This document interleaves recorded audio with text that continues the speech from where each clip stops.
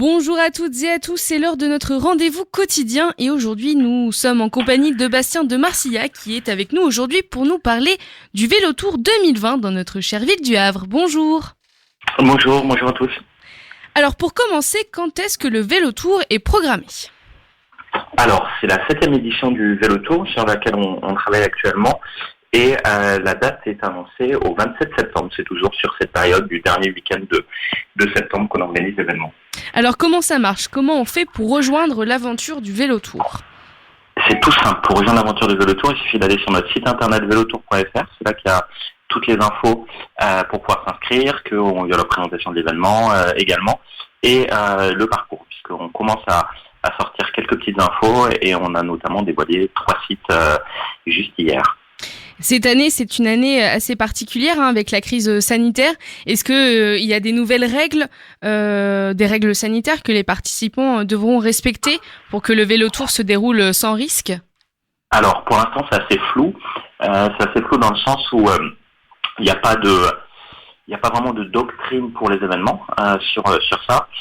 Par contre, nous, on a mis en place des éléments qui sont soumis à validation de préfecture et puis des autorités compétentes qui permettent le respect de la distanciation physique, avec notamment, par exemple, des éléments au niveau du retrait des pattes pour qu'il y ait une queue un petit peu plus importante. Pareil pour le ravitaillement, présence de gel hydroalcoolique, que tous les signaleurs et volontaires et un masque, etc. Donc effectivement, on met en place des différentes mesures pour faire en sorte que l'événement puisse avoir lieu, mais qu'il reste aussi festif. Est-ce que vous pouvez nous dire un petit mot du même coup sur le parcours de cette année ? Alors le parcours de cette année, il change complètement, puisque les années précédentes, on était donc sur le Havre, soit en ville basse, soit en ville haute. Là, on sera sur le Havre, mais également sur Gonfreville-Lorcher et sur Harfleur. L'idée, c'était de faire un parcours un petit peu différent qui va aller un petit peu plus sur la métropole. Il y aura une douzaine de sites à traverser à vélo. C'est le concept de l'événement, c'est de redécouvrir sa ville à vélo en entrant à vélo dans des lieux qui sont interdits à la pratique du vélo.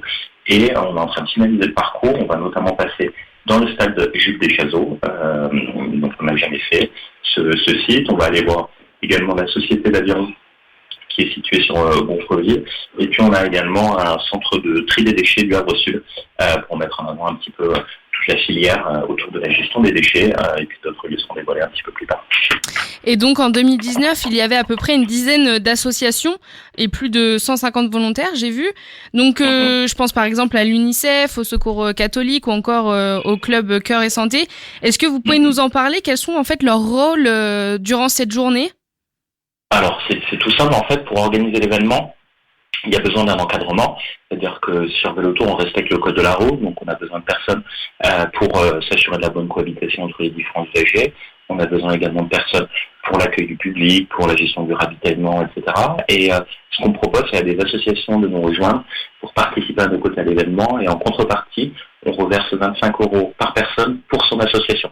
Donc, par exemple, du coup, le Secours catholique qui vient à une vingtaine de personnes, on leur fait un don de 500 € derrière, donc au prorata du nombre de personnes qui nous accompagnent. Et on a effectivement une dizaine d'assauts qui participent chaque année à l'événement. Alors il me semble que vous avez des partenaires pour organiser cette fameuse journée du Vélotour que beaucoup de Havrais et Havraises attendent avec impatience. Donc quels sont vos partenaires ? On a un soutien public fort de la ville du Havre et de la métropole. Ça, c'est nos 2 partenaires principaux sur l'événement. On a également effectivement la chance d'avoir d'autres partenaires qui nous accompagnent sur l'événement, sans qui on ne pourrait pas organiser l'événement. Et parmi eux, on a notamment Groupama Centre-Manche qui est très investi dans le développement de la pratique du vélo, qui est à nos côtés. On a également Decathlon, des Docs qui participent, les Transports LIA également qui sont un des partenaires importants. Et puis on a également un autre organisme qui nous a rejoint récemment, c'est le SNPBE qui est on va dire de manière assez simplifiée un syndicat du béton et qui veut faire passer des messages pédagogiques sur la sécurité par rapport au danger des angles morts de leurs véhicules et du coup profite de cet événement Vélotour pour sensibiliser nos participants au danger des véhicules et de faire attention par rapport au respect du code de la route sur l'événement. Et il n'y a pas de, il n'y a pas de limite de nombre d'inscrits ?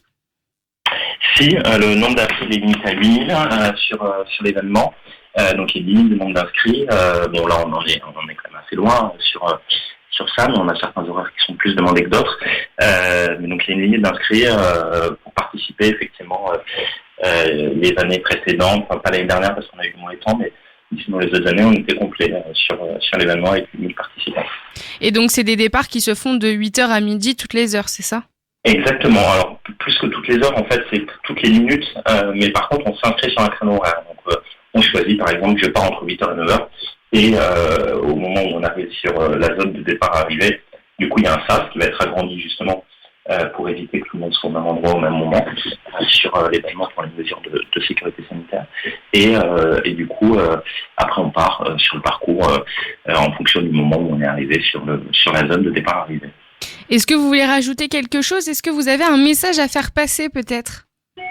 Bon, le message, c'est que la situation est, depuis quelques mois, est évidemment complexe par rapport aux différentes mesures. Et ce que nous on propose notamment, c'est que si l'événement n'a pas lieu, les participants seront remboursés. Et que du coup, si on a encore un petit peu de doute, qu'on a envie de participer, mais qu'on se demande comment va être la situation sanitaire à la rentrée, parce que personne ne le sait, quand même, faut aussi le rappeler, même si on espère tous que la situation va continuer à s'améliorer, mais en vrai, on n'en sait pas grand-chose. Et du coup, il n'y a pas de doute à avoir, puisque si l'événement ne pouvait pas avoir lieu, on propose aux personnes d'être remboursées. Donc n'hésitez pas, foncez, réservez vos places pour la 7e édition de Vélotour au Havre. Et il y a une date limite pour s'inscrire? La date limite, c'est le nombre de personnes inscrites. D'accord, ok. Quand les minutes sont dépassées, on ne peut plus s'inscrire. Donc ça dépend, il n'y a pas vraiment de date limite en soi. D'accord. Eh bien, merci beaucoup Bastien de Marcillac d'avoir répondu aux questions de West Track Radio.